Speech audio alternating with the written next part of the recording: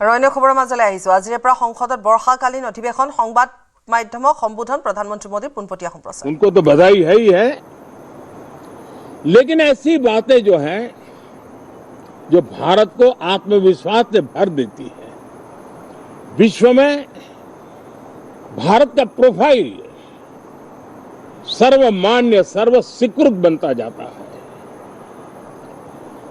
साथियों, ये संयोग नहीं, ये एक संदेश है और बड़ा मजबूत संदेश है कि हमारे देश के युवाओं की क्षमता और उनकी आकांक्षा अंतरिक्ष जितनी असीम है, इससे बड़ा संदेश देश के लिए कोई और प्रेरणा नहीं दे सकता है। साथियों, जो रिफॉर्म एक्सप्रेस पर सवार होकर के आज देश चल पड़ा है, उसी का नतीजा है कि भारत के नौजवान इतना बड़ा साहस कर पाते हैं और सफल भी हो रहे हैं। साथियों, पिछले दिनों राजस्थान में बहुत बड़ी ऑयल रिफाइनरी देश को समर्पित की गई। पिछले कुछ सप्ताह पहले एक सेमीकंडक्टर प्लांट यानी तीसरा देश को समर्पित किया गया। अभी कुछ दिन पहले ग्रीन हाइड्रोजन से चलने वाली ट्रेन, और विश्व में बहुत कम देश ऐसे हैं कि जिनके पास ये सुविधा है, लेकिन भारत ने जो हाइड्रोजन ट्रेन देशवासियों को समर्पित की है, वो सबसे ताकतवर इंजन वाली है और सबसे लंबी है। ये अपने आप में भारत के वैज्ञानिक, भारत के इंजीनियर्स, भारत के इनोवेटर्स, भारत के उद्यमी, भारत के श्रमिक, ये जो एक लक्ष्य लेकर के देश के लिए जी रहे हैं, देश के लिए काम कर रहे हैं, उसी का परिणाम है।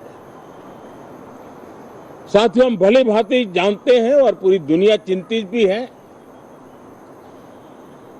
लगातार कहीं न कहीं युद्ध की स्थितियां बनती रही है। पश्चिम एशिया के युद्ध के कारण भारत जैसे देश जो एनर्जी के लिए औरों पर डिपेंडेंट है, उनके लिए ये पश्चिम एशिया का युद्ध एक बहुत ही बड़ा संकट का कारण रहा। Petrol, diesel, LPG, fertiliser, chemicals, यानी हर विषय में अनेक बाधाएं, अनेक संकट आए। उसके बावजूद भी भारत 7.7% के ग्रोथ से दुनिया की मेजर इकोनॉमी में सबसे तेज गति से आगे बढ़ने वाला देश बन के रहा। ये भारत के सामर्थ्य का परिचायक है। भारत किस प्रकार से उत्साह और उमंग के साथ नई ऊंचाइयों को पार करना चाहता है, उसकी इसमें एक झलक है। और ऐसे में जब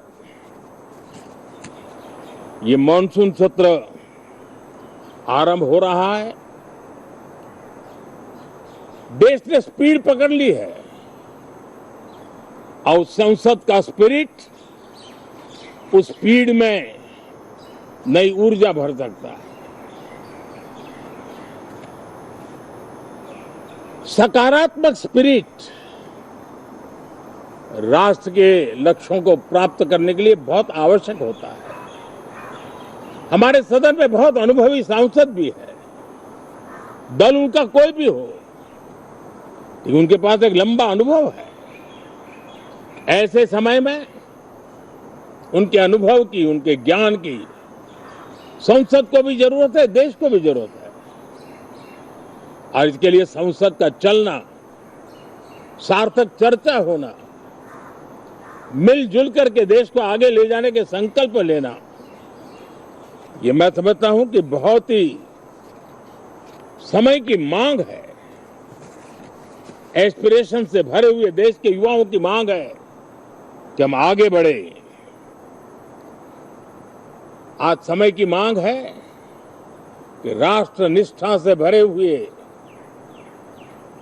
राष्ट्रभक्ति के लिए जी रहे आवाज को सदन में उचित मंच मिलता रहे, वे अपनी आवाज को बुलंद करे, देश को दिशा दे। और इसलिए मैं आशा करता हूं और मुझे पक्का विश्वास है, जहां तथ्य होते हैं, जहां तर्क होते हैं, वहां तूफान के लिए जगह नहीं होती है। अगर तर्क मजबूत है, तथ्य मजबूत है, तो शांत चित्त से भी अपनी आवाज को बुलंद बनाया जा सकता है। मैं आशा करता हूं तर्क और तथ्य के साथ सदन की चर्चा को समृद्ध किया जाए, हर आवाज को अवसर मिले, हर विचार को सम्मान मिले।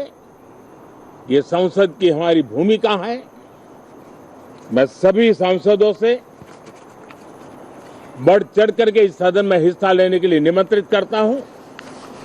आज सुबह स्पीकर महोदय जी ने भी सोशल मीडिया के माध्यम से देश के सांसदों का स्वागत करने के अपने भाव को व्यक्त किया है। मैं भी उसमें अपना स्वर मिलाता हूं। आप सबका बहुत बहुत धन्यवाद। नमस्कार।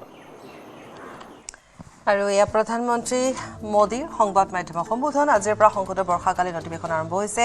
বৰ্ষাকালীন অধিৱেশনৰ পূৰ্বে সংবাদ মাধ্যমক সম্বোধন কৰিছে। 13 আগষ্টলৈকে চলিব সংসদৰ বৰ্ষাকালীন অধিৱেশন। সংসদৰ বৰ্ষাকালীন অধিৱেশন ফলপ্ৰসূ হোৱাৰ আশা মোদী। ভাৰতৰ মহাকাশ অভিযানৰ সফলতাৰ কথা উল্লেখ মোদীৰ।